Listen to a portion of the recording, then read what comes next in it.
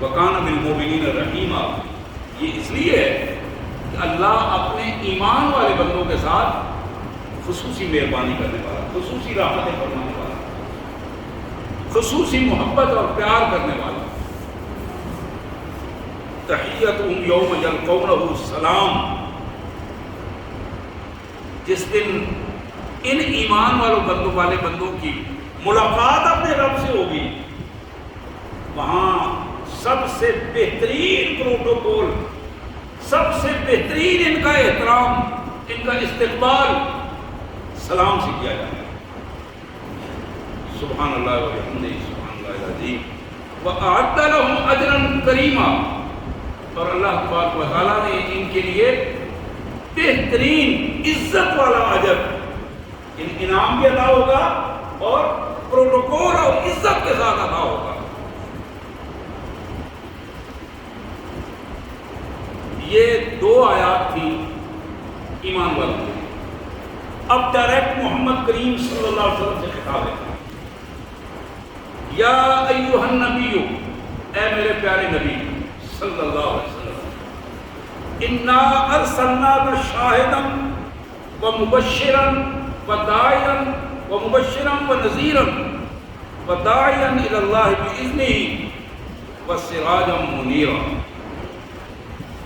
اے میرے پیارے رسول، ہم نے آپ کو شاہد بنا کر بھیجا ہے، مبشر بنا کر بھیجا ہے، نذیر بنا کر بھیجا ہے، داعیا الی اللہ باذنہ بنا کر بھیجا ہے، اور سراج منیر بنا کر بھیجا ہے۔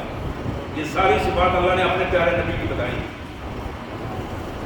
وبشر المؤمنین، میرے رسول اپنے امتیوں کو، ایمان والوں کو خوشخبری دے دیں بِأَنَّ لَهُم مِّنَ اللَّهِ فَضْلًا كَبِيرًا، جو بھی محمد رسول اللہ کا سچا امتی ہوگا، اللہ اس پر بڑا فضل فرمائے، فضلاً کبیرا۔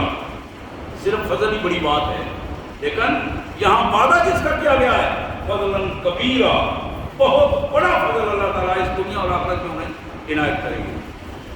وَلَا تُطِعِ الْكَافِرِينَ وَالْمُنَافِقِينَ وَدَعْ أَذَاهُمْ، ایمان والو کبھی بھی منافقوں کے پیچھے نہ چلو، ایمان والو کبھی بھی وَلَا تُطِعِ الْمُنَافِقِينَ، منافقوں کی بات نہیں ماننی، منافقوں کے پیچھے نہیں چلنا، نہ ہی کافروں کی بات ماننی اور ان کے پیچھے چلنا ہے۔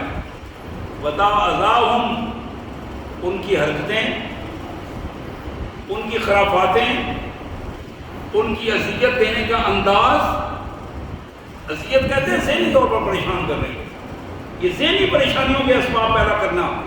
وَدَعْ أَذَاهُمْ، ان کو ان کے حال پر چھوڑ دو، وہ جو بھی بکواس کر رہے ہیں، جو بھی حرکات کر رہے ہیں، ان حرکات کو ان پر چھوڑ دو۔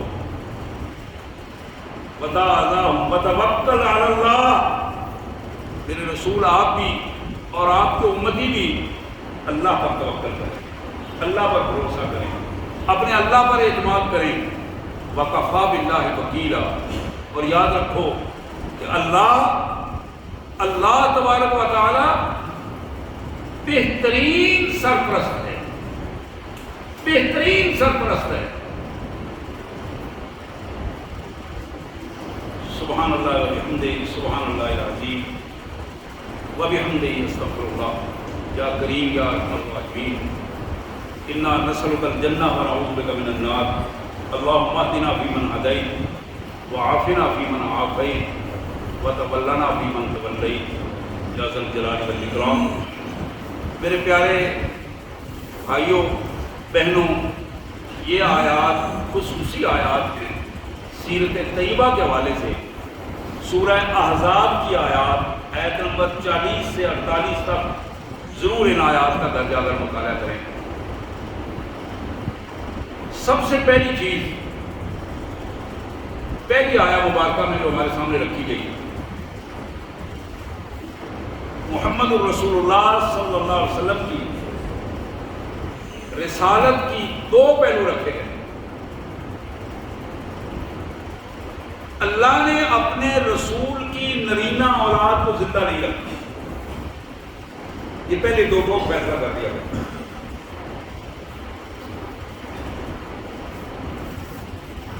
دوسرا فیصلہ یہ ہے محمد الرسول اللہ خاتم النبیین،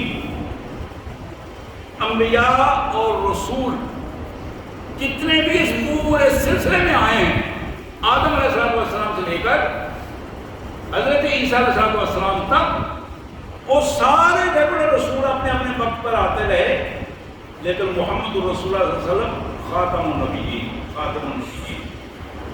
آپ اس سلسلہ انبیاء کی آخری کڑی۔ حضور اکرم صلی اللہ علیہ وسلم نے حدیث مبارک میں، یہ سیاستہ کی حدیث ہے، آپ نے فرمایا کہ میری مثال انبیاء کرام کے ساتھ جو مثال ہے وہ اس طرح ہے، ایک خوبصورت عمارت ہو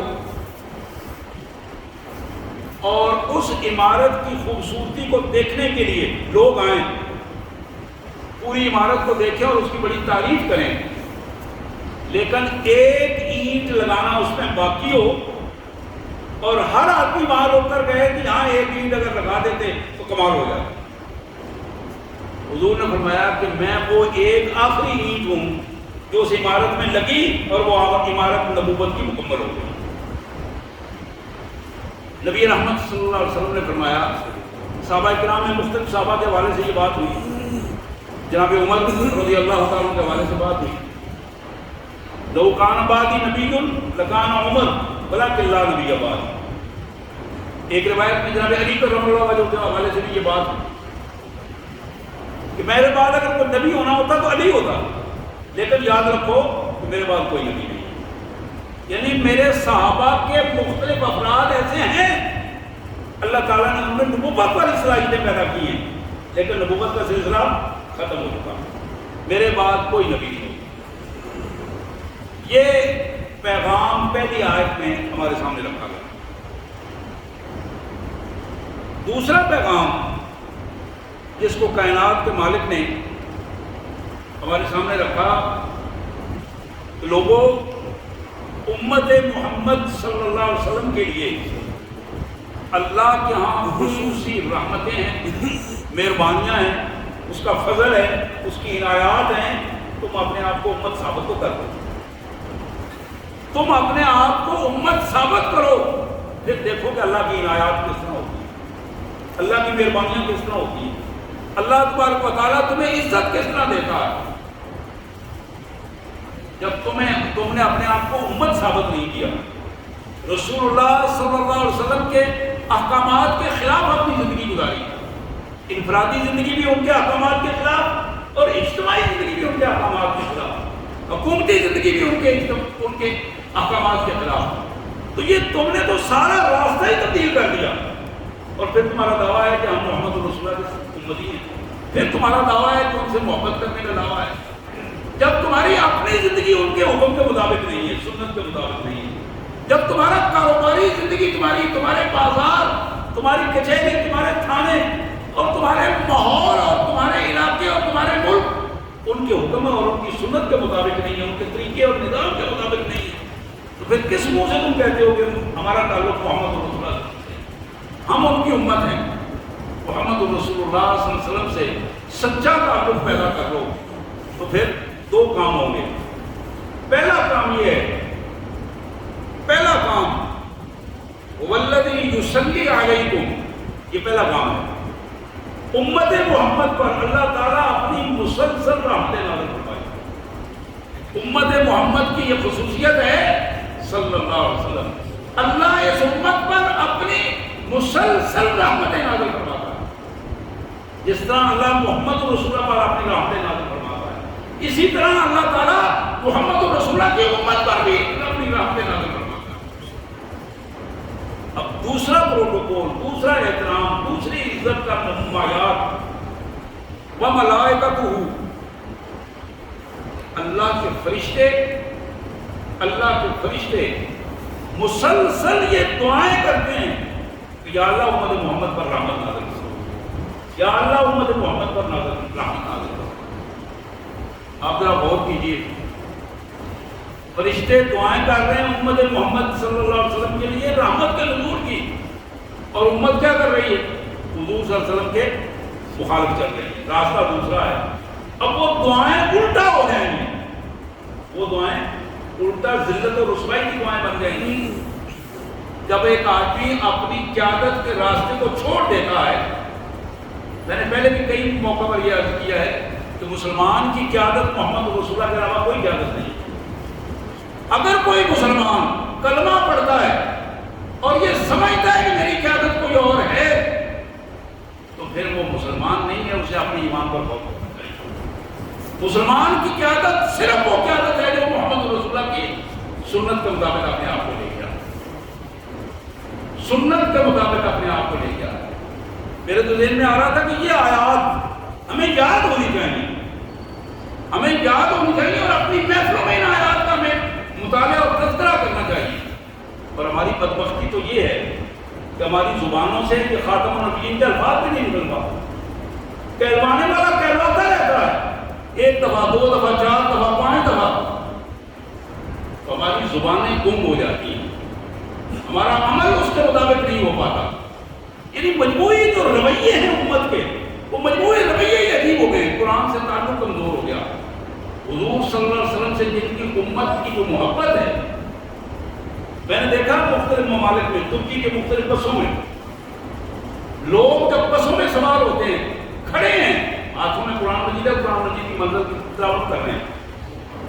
یورپین ممالک میں بسوں میں خرافات، بے حیائی اور بدکاری کر رہی ہیں، لیکن جو مسلم امت ہے، محمد رسول اللہ صلی اللہ علیہ وسلم کی جو امت ہے، ان کی جیبوں میں قرآن ہوتا ہے، جو ہی وقت ملتا ہے وہ پہلا کام یہ کرتے ہیں کہ قرآن کو نکال کر پڑھنا شروع کرتے ہیں۔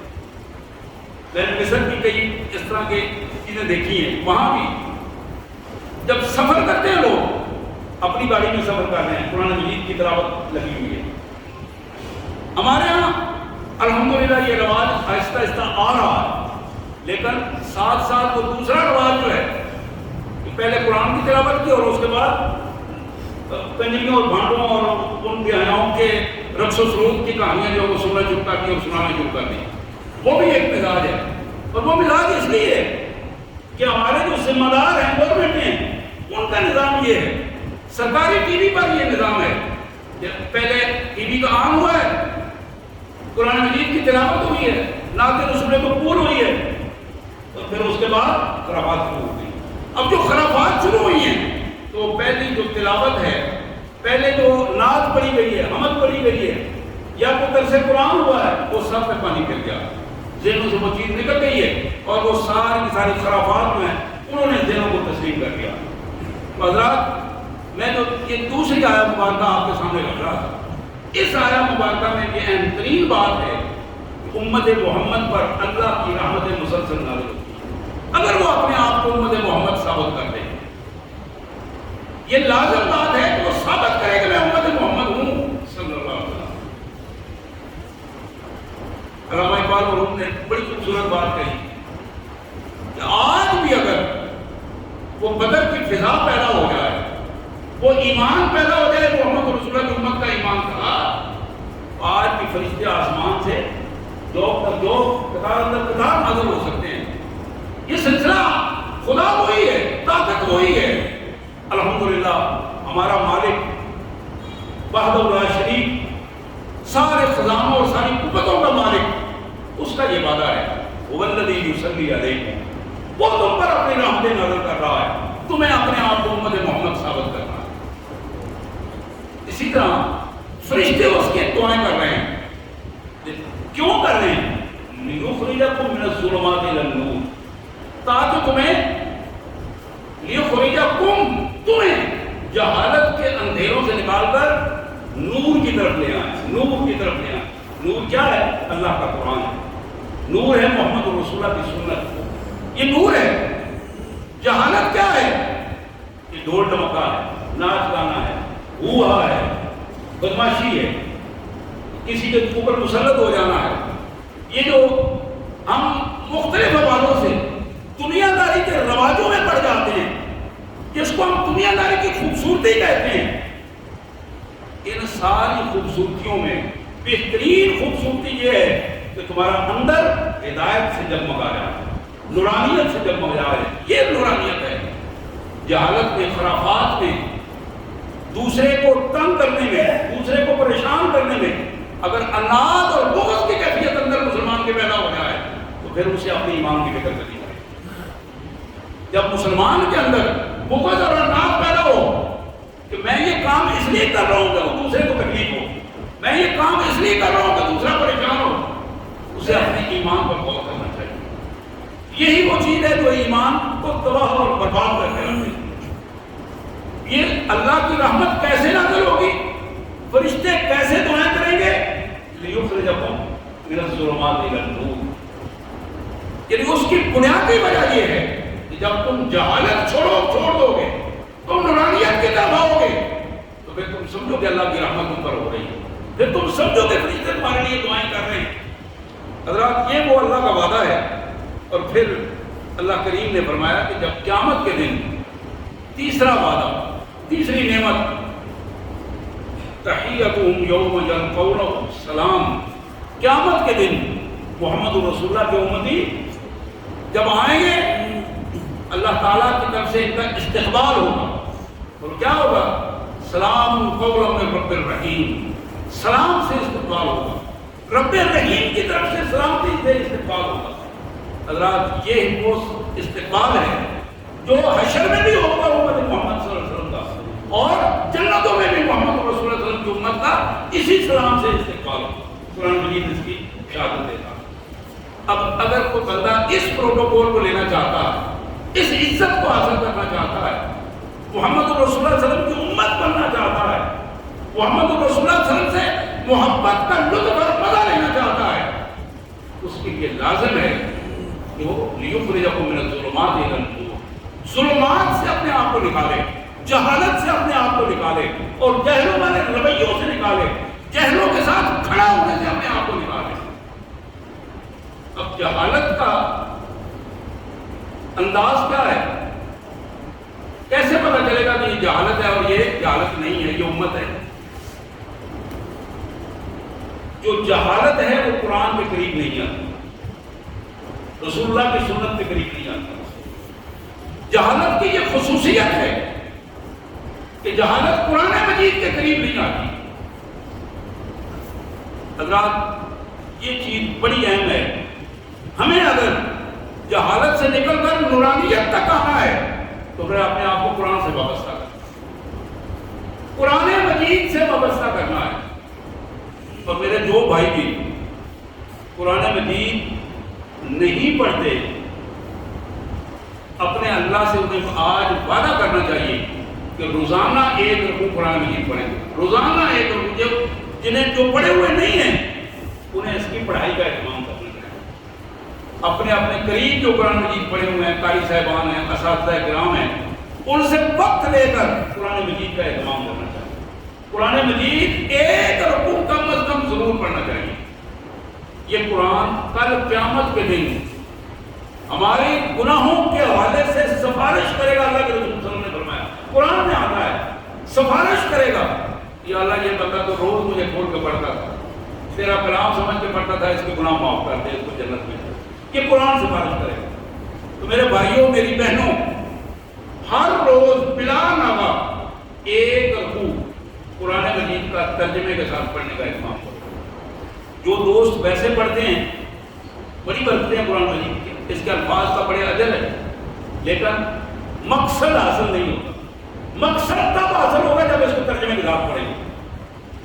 وہ چیز جب ترجمہ ہماری زندگی کو جب بدلنا شروع ہو جائے گا، جب ہمیں پتہ چل جائے گا یہ جسم ہمارا نہیں ہے، یہ تو اللہ کی امانت ہے، یہ زبان جسے میں اپنی زبان سمجھوں یہ میری تو نہیں ہے، تو جس کی ہے وہ جب چاہے اس کو بند کر دے۔ میری ہوتی تو میں نہ بند ہونے دیتا، کھول لیتا، وہ جب چاہے نا کو بند کر دیا کہ میری نہیں ہے، یہ اس کی تو امانت ہے، اس کی نہیں۔ تو ظاہر ہے میں جب آنکھوں سے خیانت کرتا ہوں تو میں مجرم ہوں اس کا جس کی وہ امانت ہے۔ میں جب زبان سے خیانت کرتا ہوں تو میں مجرم ہوں اس کا، اور اس کے حضور مجھ سے پوچھا جائے گا۔ یہ خیانت میں لوگوں میں نعرے لگا کر کروں، یہ خیانت میں لوگوں کے سامنے نعت گانے میں کروں، یہ خیانت میں مسجد کے اندر بیٹھ کر کروں یا باہر کروں، اس خیانت کا مجھے اللہ حضور جواب دینا ہوگا۔ یہ زبان میری نہیں ہے، یہ ہاتھ میرے نہیں ہے، آپ میں سے کسی کی ملکیت نہیں ہے۔ تو میرے بھائی، جو بندہ اپنی اس جسم کو، اپنی ان صلاحیتوں کو اللہ کی امانت سمجھتا ہے، اسے اس کا ادراک ہونا چاہیے کہ ان امانتوں کو اللہ کی مرضی کے مطابق استعمال کرے۔ جب اللہ کی مرضی کے مطابق استعمال نہیں کرے گا، وہ کہتا ہے میں اپنی میری مرضی تو کوئی مرضی نہیں ہے، یہ جب کہتا ہے میری مرضی ہے، یہ پھر نفس امارہ کی مرضی ہے۔ نفس امارہ سے مراد شیطان ہے، پھر وہ اس کو غلط راستے پر لے کے جائے گا، یہ اس کی مرضی نہیں ہے۔ تو میں عرض کر رہا تھا کہ اگر اندھیروں سے نکلنا ہے، رسول اللہ کی امت بننا ہے، نورانیت کی طرف آنا ہے، تو پھر قرآن کی طرف آؤ، پھر رسول اللہ جن سے محبت ہے ان کی سنت کی طرف آؤ، اور پھر جب سنت کی طرف آنا ہے، قرآن مجید کا ایک رکوع ترجمے کے ساتھ پڑھنا شروع کر دیا ہے، 24 گھنٹے میں کتنے منٹ لگتے ہیں؟ 5-10 منٹ لگیں گے۔ پھر سنت کو حاصل کرنے کے لیے، رسول اللہ صلی اللہ علیہ وسلم کی محبت کو حاصل کرنے کے لیے بخاری شریف پڑھیں، مسلم شریف پڑھیں، مشکات شریف پڑھیں، ریاض الصالحین پڑھیں، حدیث کی کتابیں پڑھیں، اردو ترجمہ لیں۔ اور میں ریکمینڈ کروں گا، سفارش کروں گا اپنے سب بہن بھائیوں کے لیے کہ ریاض الصالحین کتاب پڑھیں۔ ریاض الصالحین حدیث کی بڑی معروف کتاب ہے، بڑی خوبصورت، ایک ایک چیز آپ کو حیران کر دے گی، اتنی خوبصورت ہے، بندے کے ذہنوں پر اثر کرتی چلی جاتی ہے ریاض الصالحین۔ اسی طرح حدیث مبارک کی کتاب اردو ترجمے کے ساتھ کمال قسم کی کتاب زاد راہ ہے، راہ عمل ہے، خوبصورت چھوٹی چھوٹی احادیث اردو ترجمے کے ساتھ موجود ہیں۔ یہ امام شرف الدین نبوی رحمۃ اللہ علیہ کی کتاب ریاض الصالحین اردو ترجمہ اس کے موجود ہے، لائبریری میں موجود ہے۔ اسی طرح مشکات شریف ہے، یہ بھاری کتابیں، بڑی کتابیں، یہ چھوٹی کتابیں پہلے حدیث کی پڑھ کے پھر بڑی کتابوں کے ساتھ روزانہ اپنی فیملی میں بیٹھ کر ان کو اگر 2 4 5 حدیثیں سنائیں، آپ یقین کر کے آپ اپنے گھر میں نورانیت محسوس کریں گے، گھر کے اندر آپ نور محسوس کریں گے، چہروں میں نور محسوس کریں گے، زبان کی تبدیلی آ جائے گی زبان میں، نظروں میں حیا محسوس کریں گے، اپنا تعلق قرآن سے بنائیں گے، اپنا تعلق محمد رسول اللہ صلی اللہ علیہ وسلم کی سنت سے بنائیں گے، تو پھر تعصبات سے بندہ نکل آئے گا، تعصبات سے نکلے گا۔ جب بندہ تعصبات سے نکلتا ہے، عصبیتوں سے نکلتا ہے، تو پھر کفر اور منافقت سے نکلتا ہے۔ جب کفر اور منافقت سے نکلتا ہے تو پھر اللہ اس پر اپنی رحمتیں نازل کرتا ہے، اللہ کے فرشتے اس کے لیے دعائیں کرتے ہیں۔ تو میرے پیارے بھائیوں، یہ اہم ترین بات تھی جس حوالے سے میں آپ کے سامنے یہ بات رکھنا چاہتا ہوں کہ اپنے آپ کو محمد رسول اللہ کا ہمیں امتی ثابت کرنا ہے۔ یہ وہ دور ہے جس میں جہالت کے جھکڑ چل رہے ہیں، طوفان ہیں، اور ان طوفانوں میں جہالت ہر بندے کے ذہن میں سمجھ آ رہی ہے۔ بڑے بڑے پڑھے لکھے لوگ، اپنے آپ کو سمجھدار سمجھنے والے لوگ، جہالت ان کے ذہنوں میں اپنے جگہ بنا رہی ہے، اور شیطان بار بار اس کو تھپکی دے کر اس کے ذہنوں میں پکا پختہ کرتا ہے۔ جہالت کے بچنے کا ایک ہی طریقہ ہے کہ صرف قرآن کے ساتھ تعلق پیدا کریں، محمد رسول اللہ کی سنت کے ساتھ تعلق پیدا کریں۔ یہ 2 چیزیں ہیں جو جہالت سے بچا سکتی ہیں، تیسری کوئی چیز نہیں ہے جو بچا سکے۔ تیسری چیز وہی ہے جو اس کے تابع ہے، اس کے تابع ہے۔ اگر اس کے تابع نہیں ہے، انڈیپینڈنٹ ہے، تو پھر وہ بذات خود جہالت ہے، بذات خود جہالت ہے۔ وہ کوئی بھی فرد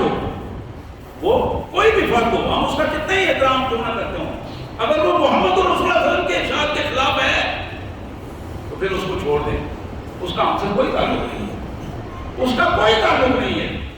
لوگ مختلف حوالوں سے اپنے آپ کو متعارف کرواتے ہیں، مختلف حوالوں سے اپنی پہچان کرواتے ہیں۔ میرے پیارے بھائیوں، ہماری پہچان مسلمان ہے۔ وہ سماکم المسلمین من قبل وفی ھذا، محمد رسول اللہ کی امت سے پہلے بھی آپ کا نام مسلمان تھا، آج بھی تمہارا نام مسلمان ہے، ہم مسلمان ہیں۔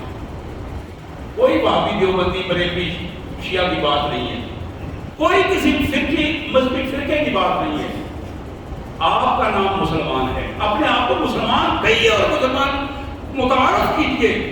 یہ سنی شیعہ والے چکر میں مت پڑیے، یہ وہابی سنی والے چکر میں مت پڑیے. آپ مسلمان ہیں, آپ کا تعارف مسلمان کا تعارف ہے. مسلمان ہوں گے تو کل اللہ کے حضور آپ کی سنوائی ہوگی. آپ کسی فرقے کے نمائندے بن کر اللہ کے حضور جائیں گے تو ذلت و رسوائی کے علاوہ کچھ نہیں آ سکتا. تو یہ ایک اہم ترین بات کے ہمارے ذہن میں رہنی چاہیے. اور اللہ قرآن مجید میں اللہ تبارک و تعالیٰ نے فرمایا ان الذین فرقوا دینہم, جنہوں لوگوں نے اپنے دین کے ٹکڑے ٹکڑے کر دیے. ان الذین فرقوا دینہم, اپنے دین کے ٹکڑے ٹکڑے کر دیے. یہ وہابیوں کا دین ہے, یہ بریلویوں کا دین ہے, یہ شیعوں کا دین ہے, یہ دیوبندیوں کا دین ہے, یہ حدیثوں کا دین ہے, یہ بریلویوں کا دین ہے. بھائی کیا دین ہے؟ دین تو اللہ کا ہے, اللہ کا دین ہے. دین وہ ہے جو محمد رسول اللہ صلی اللہ علیہ وسلم کے حوالے سے ہمیں ملا ہے. ان الذین فرقوا دینہم, جنہوں نے اپنے دین کو ٹکڑے ٹکڑے کر وقالوا شیعا, خود مسلک اور جماعتیں بن گئے. مسلک جماعتیں, کوئی ڈھول بجا رہا ہے جماعت بنا کر, کوئی ڈھول نہیں بجا رہا ہے جماعت بنا کر, کوئی نئی کہانی سنا رہا ہے, کوئی ادھر کی کہانی سنا رہا ہے, کوئی ادھر کی کہانی سنا رہا ہے.